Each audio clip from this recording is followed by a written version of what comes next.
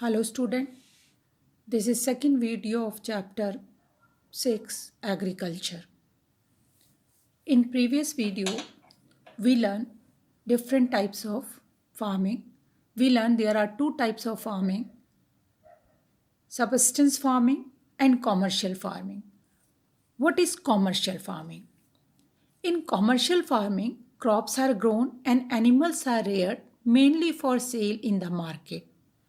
Crops are raised on the huge farm and most of the work is done by machine.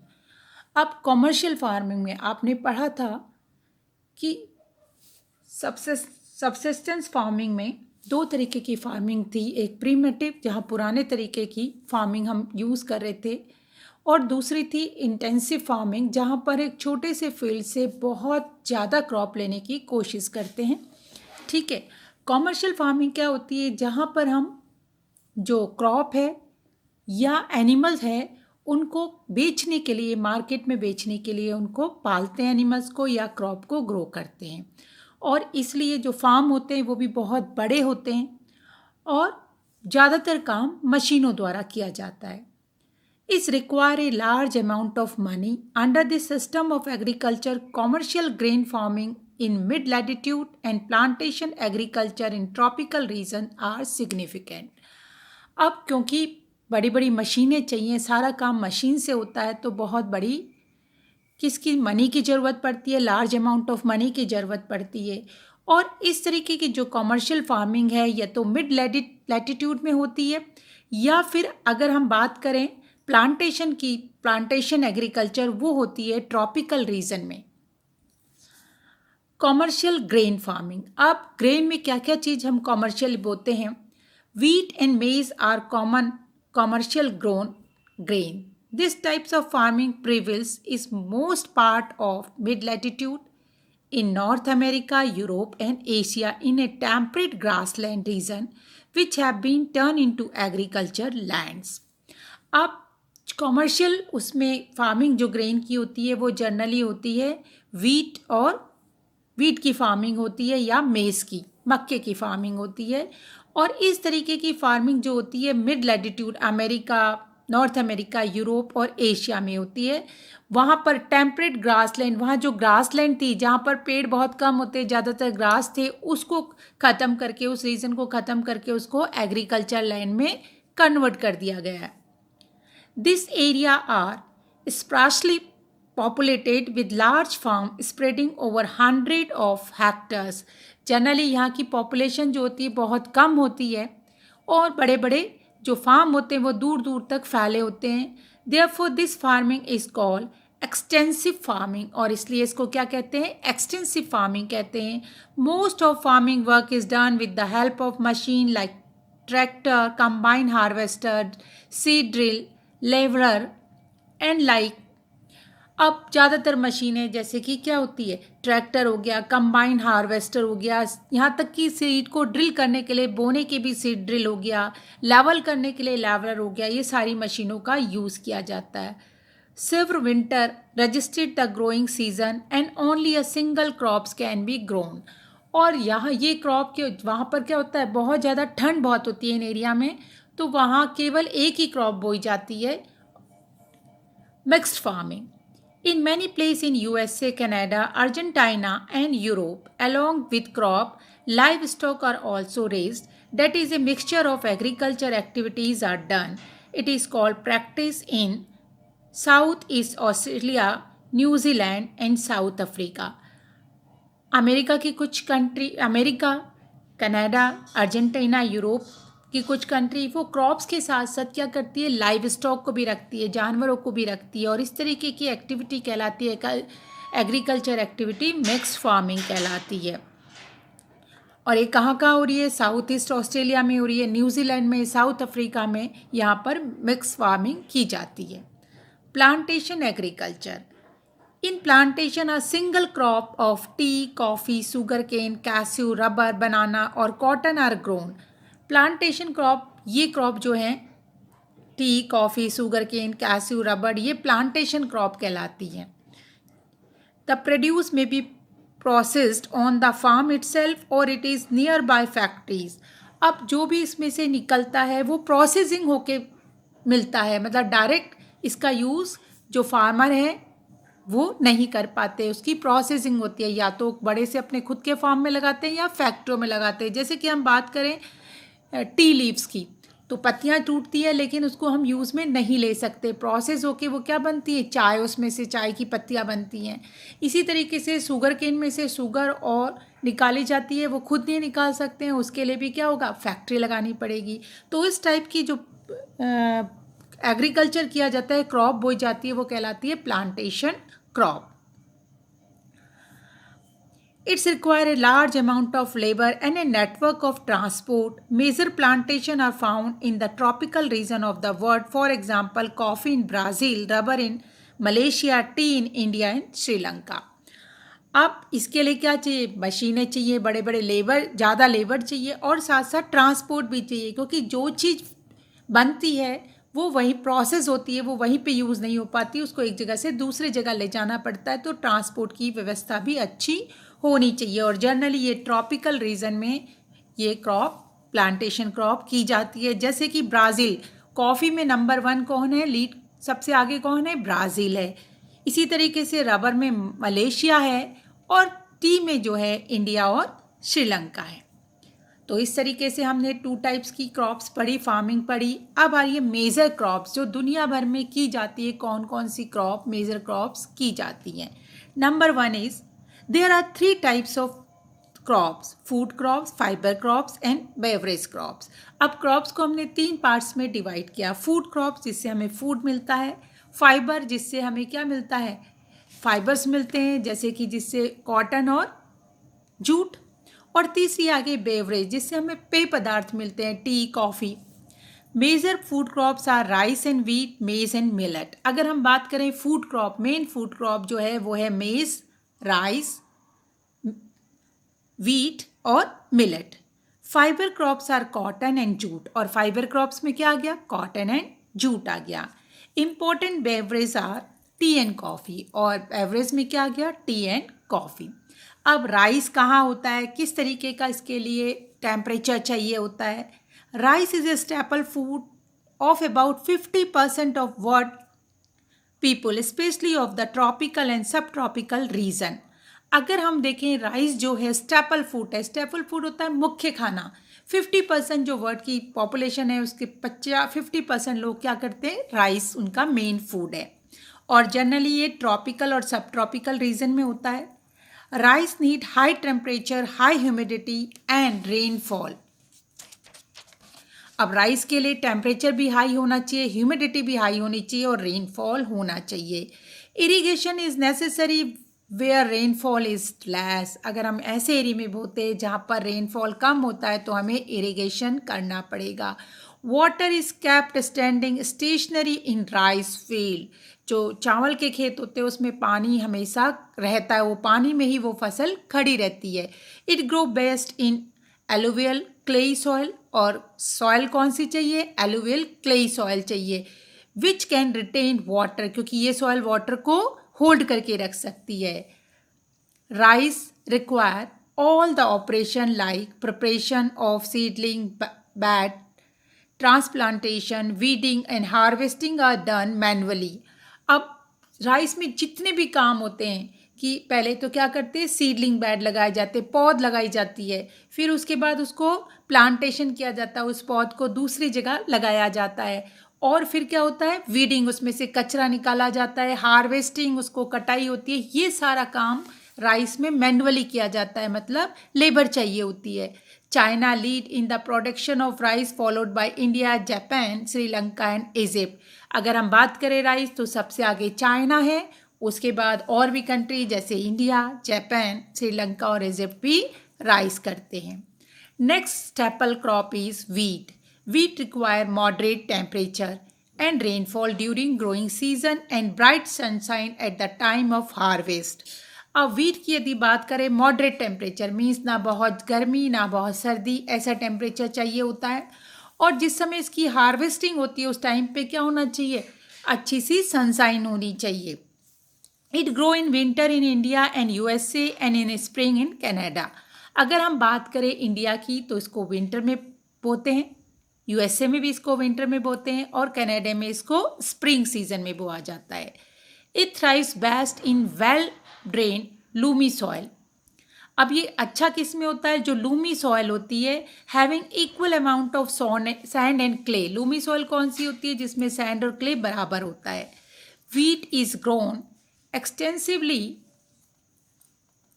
In USA, Canada, Argentina, Russia, Ukraine, Australia and India.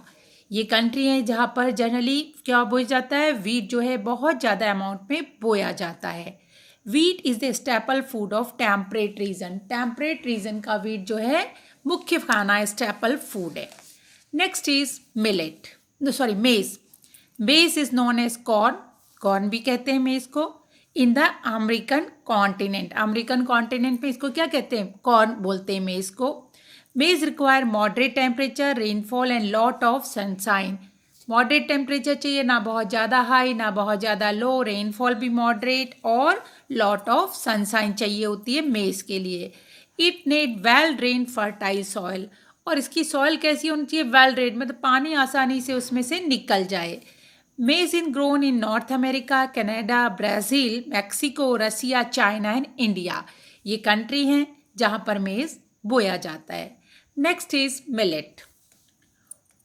4 crops, jowar, bajra, ragi and sorghum are the group known as millet. ये 4 crop हैं, jowar, bajra, ragi and sorghum. Sorghum जो होती है generally पशुओं के, वैसे तो ये सारी ही वो ज़्यादातर लोग क्या करते हैं, जो लोग रेयर करते हैं एनिमल, उनके लिए ज़्यादातर बोते हैं, जो उसमें से अनाज निकलता है उसका भी यूज़ करते हैं।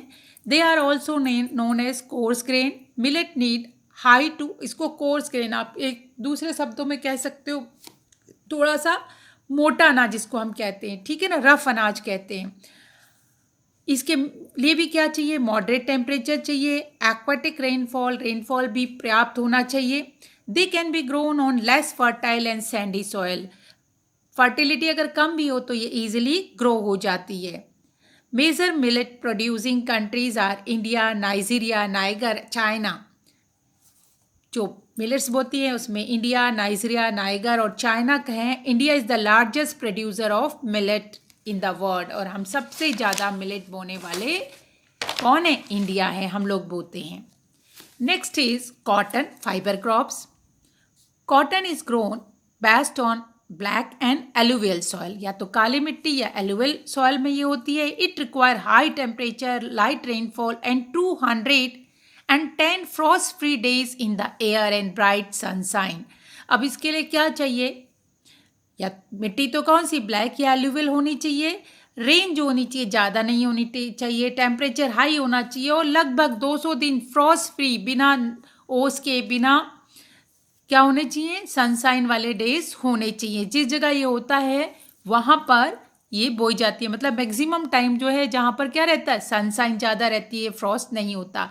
China, USA, India, Pakistan, Brazil and Egypt are the leading producer of cotton.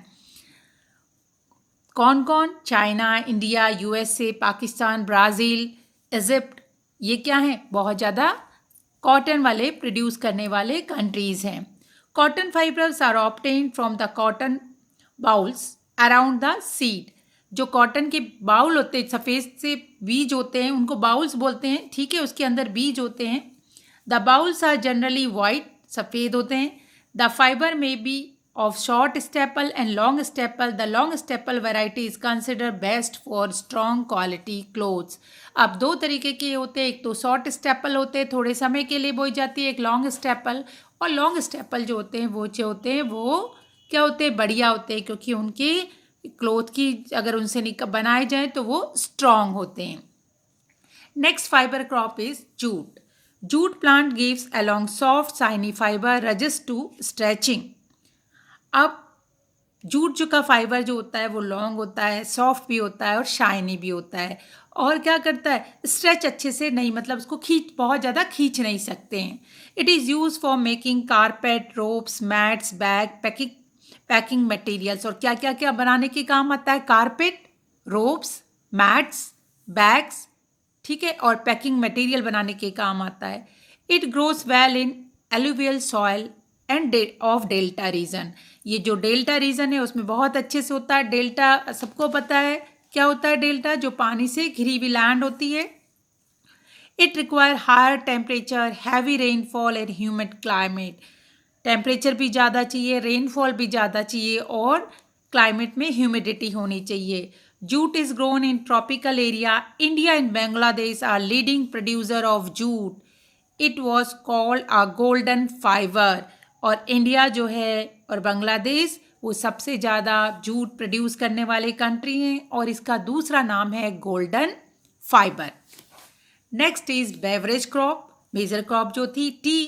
T require cool climate and well distributed high rainfall throughout this the year. Climate कैसा चाहिए टी के लिए? कूल चाहिए और पानी जो बारिश है वो हाई होनी चाहिए। The air it need well drain specially on A gentle hill slope. और बारिश तो ज़्यादा हो लेकिन वो इजीली बह जाए, पानी जो जहाँ पर ये हो वहाँ पानी इजीली क्या हो जाए, निकल जाए। इसलिए ये कहाँ होता है? हिली एरिया में जहाँ स्लोप्स होते हैं। और सॉइल कौन सी चाहिए? लूमी सॉइल चाहिए। The T plant yield tea leaves during its life span of about 40 to 50 years. अगर एक बार टी प्लांट बो दो तो वो 40 से 50 साल तक उसमें से हम टी लीव्स ले सकते हैं। Large number of human labour is required to pick up the leaves. लेकिन इसके लिए क्या चाहिए? पत्तियाँ तोड़ने के लिए टी लीव्स को तोड़ने के लिए बहुत ज़्यादा लेबर चाहिए होती है। Kenya, India, China, Sri Lanka produce the best quality of T in the world.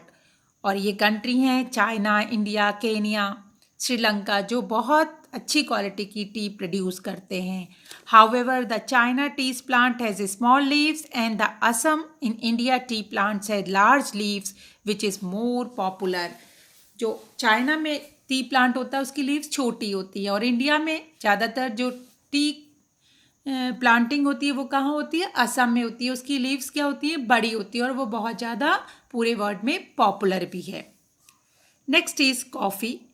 Coffee require warm and wet climate and well drain loamy soil. अब कॉफ़ी के लिए क्या चाहिए? वार्म होना चाहिए क्लाइमेट और वेट होना चाहिए और वही ड्रेन इजीली हो जाए, पानी उसमें से जल्दी से निकल जाए। इसीलिए क्या होता है? ये हिली एरियाज में होती है। और सॉइल चाहिए इसके लिए loamy. Brazil is a leading producer followed by Colombia and India. Brazil सबसे ज़्यादा कॉफ़ी प्रोड्यूस करने वाला कंट्री है। Coffee beans are roasted and made into powder to further process it into a instant coffee. अब coffee beans को क्या करते हैं? उसको रोस्ट करते हैं और फिर प्रोसेस होती है जिससे हम इंस्टेंट कॉफ़ी बना सकें, हाथों हाथ उसको घोलकर कॉफ़ी को तैयार कर सकें। Some people like to boil the coffee beans in the water. और कुछ लोगों को कैसी कॉफ़ी पसंद है? कॉफ़ी बीन्स को पानी में बॉयल करके। जनरली साउथ में लोग इस तरीके की कॉफ़ी पीते हैं।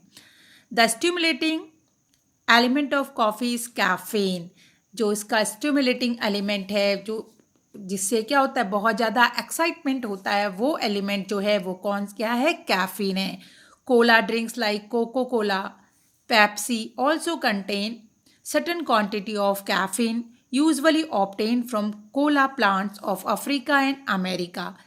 जैसे कि कोला ड्रिंक जो होती है जैसे कोको कोला, पेप्सी, उसमें भी कैफीन होता है, ठीक है। और ये जो कोला प्लांट से मिलता है जो कि अफ्रीका और अमेरिका में होता है। Some people consider coffee a drink of elite. और कुछ लोग क्या सोचते हैं कि ये बड़े लोगों की, अमीर लोगों की क्या है? ड्रिंक है coffee.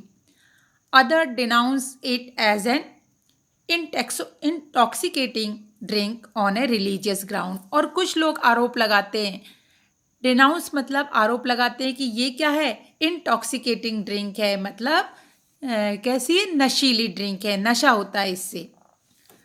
Next is agriculture development.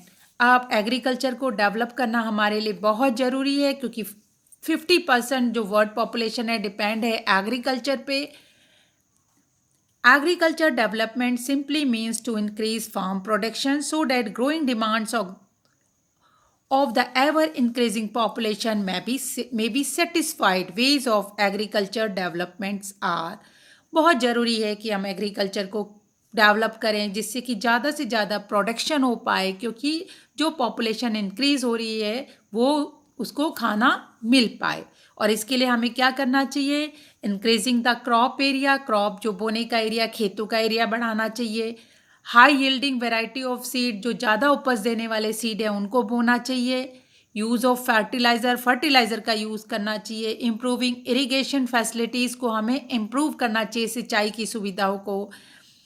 मैकेनिशन of agriculture, mechanism जो है एग्रीकल्चर का उसको इम्प्रूव करना चाहिए। और नंबर ऑफ क्रॉप्स जो हैं वो हमें बोनी चाहिए।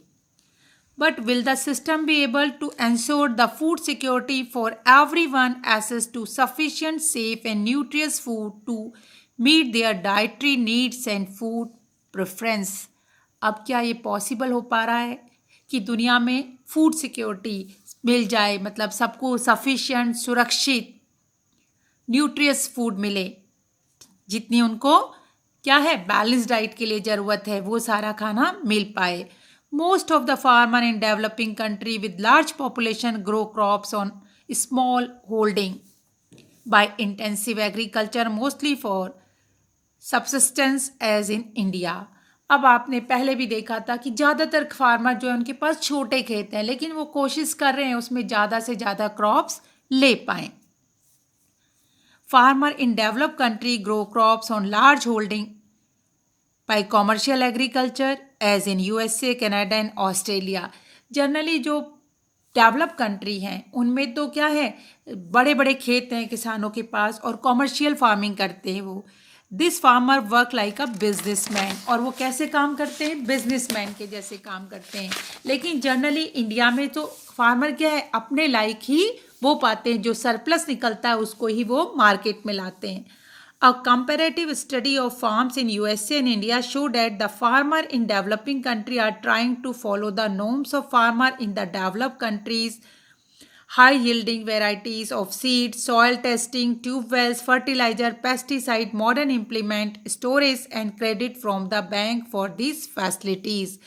कोशिश कर रहे हैं यहाँ के भी फार्मर, डेवलपिंग कंट्री के भी फार्मर, कि जिस तरीके से डेवलप कंट्री के फार्मर जो हैं वो क्या करते हैं, फार्मिंग करते हैं, अच्छी वैरायटी के बीज, ज़्यादा उपज देने वाले बीज बोकर, सॉइल की टेस्टिंग कराकर, ट्यूबवेल्स का यूज़ कर कर, पेस्टिसाइड यूज़ कर कर, मॉडर्न इम्प्लीमेंट, मॉडर्न औजार जो है उनका यूज़ करके, और क्रेडिट होता है बैंक से लोन लेकर वो क्या करें, फैसिलिटीज़ ले पाएँ। The government also provide them subsidy for the same. Government भी कोशिश कर रही है कि सब्सिडी दे। सब्सिडी होता है कुछ डिस्काउंट, मतलब कुछ जितना उन्होंने लोन दिया है उसमें से कुछ माफ़ कर दे।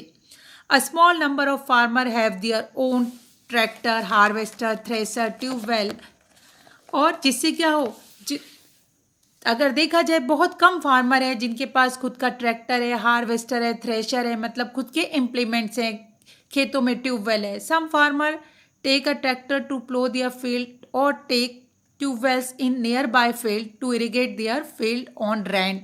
बहुत से तो क्या करते हैं, ज़्यादातर करते हैं इंडिया में तो, कि दूसरों के ट्रैक्टर को रेंट में लेके या दूसरों के पानी को लेकर खेती कर रहे हैं।